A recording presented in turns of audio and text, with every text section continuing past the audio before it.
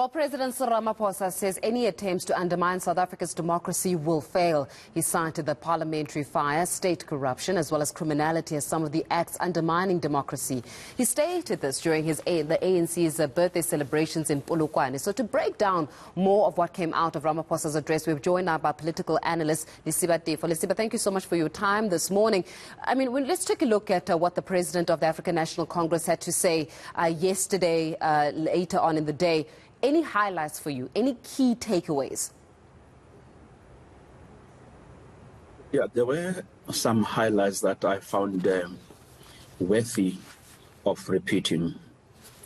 Let me start with the one that I thought really captured my mind. Vaccine mandate, the vaccine mandate or mandatory vaccination. This is all about the people of South Africa and not the president. And he spoke from the heart. And I felt for him, and I would hope that the people of the land will heed his request, his plea. He's imploring us in our own interest to do the right thing. And I have issues with the likes of Mshwe, influential as he is, trying to mislead the people.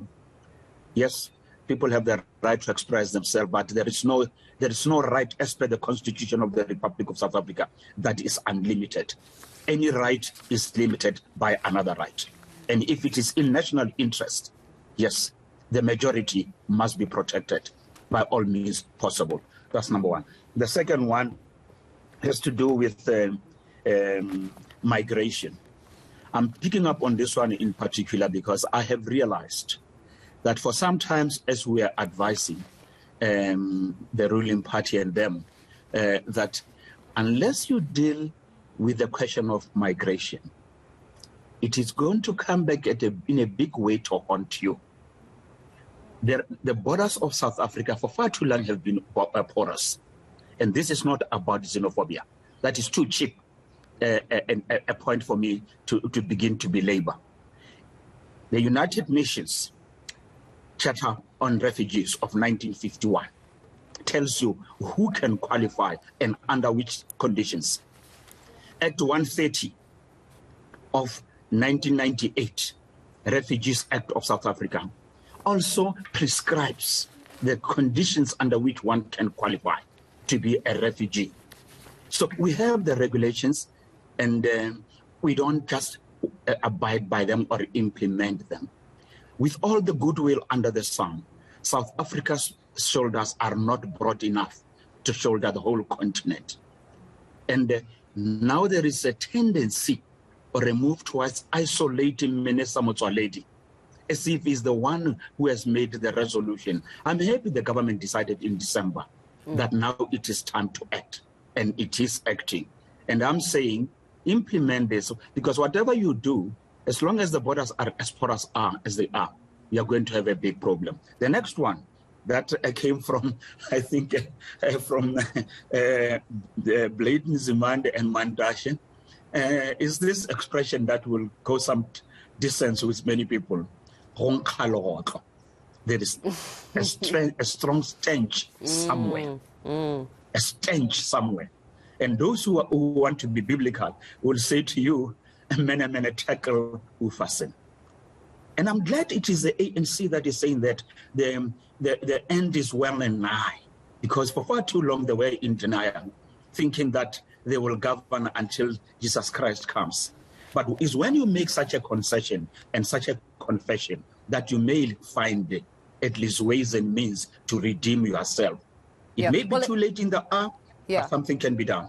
Well, Lesiba, it was also business unusual yesterday with the security that had to be really beefed up, obviously in light of what's been taking place around the country, Parliament being on fire, Constitutional Court being vandalized, and of course when we saw the subsequent power outage during the President of the African National Congress speech during that political gala. But here's something also that he almost did not and was not able to engage quite emphatically, and that was the issue around cadre deployment. He even appeared at the State Capture Commission of Inquiry around the very same issue around cadre deployment, saying that in many instances it has not served the purpose for which it was intended, that it was not necessarily something that was to be seen as a bad move, but rather because of the type of people that get deployed in the various positions of state-owned enterprises. Then we see what's been happening to the state-owned enterprises themselves. Cadre deployment is not being tackled, not so much. And of course, whizzing through the State Capture Commission of Inquiry report saying that we do support it. But of course, when he said we do support it, we also saw the likes of the chairperson saying it does not mean that you use it, though,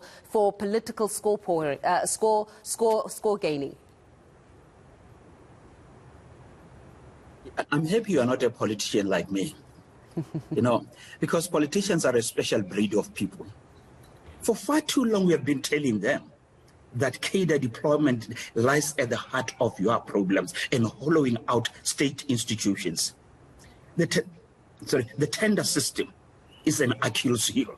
But they were not willing to listen until there was something in 2021 called the local government elections. Suddenly they woke up to their slumber and began to retrace the steps and went back to say, yes, we were advised, we didn't listen. I can go further to say, even affirmative action, where it started, it was never meant to be permanent. It was an intervening measure, right, to contend and to redress the imbalances of yesteryear. But now we want to make it an integral part of our economic system and our political architecture. It will not work. Give everybody a chance to participate in the economy of the state based on merit, not the color of a T-shirt. That's one.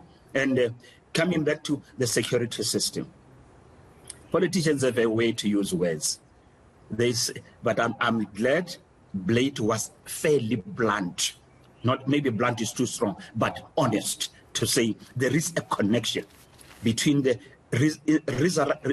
revolution or insurrection and the burning of Parliament. And I'm taking it further, Faith, to say it is not accidental that the electrical substations are perpetually bent or tampered with, that the rail infrastructure has been destroyed. And all this, some will tell you, are attributable to the internal wrangling within the ruling party. So in this case, is the president of the African National Congress able to clean his house? Does he have political ambition, political will, political power and muscle, and perhaps even financial power and muscle, given where the finances are of the African National Congress, to actually root out corruption, when, by the way, he's not necessarily removed completely clean from the wranglings as well as the going-ons of the African National Congress, including some of the failures of the ANC? Certainly, he has been around. And unless he was sleeping on the job, but he was around on all this mess took place. And maybe studiously kept quiet, looking at the ultimate trophy. That said, I think he has the wherewithal to make a difference. He has the desire and the wish to serve as best he could. But unfortunately, those around him and the framework that is called a tripartite alliance constrains him. And it does not matter whether it's Van der Walt, Lamola, or de Klerk. As long as you operate within that framework, I dare say you are not going to win, you are not going to succeed.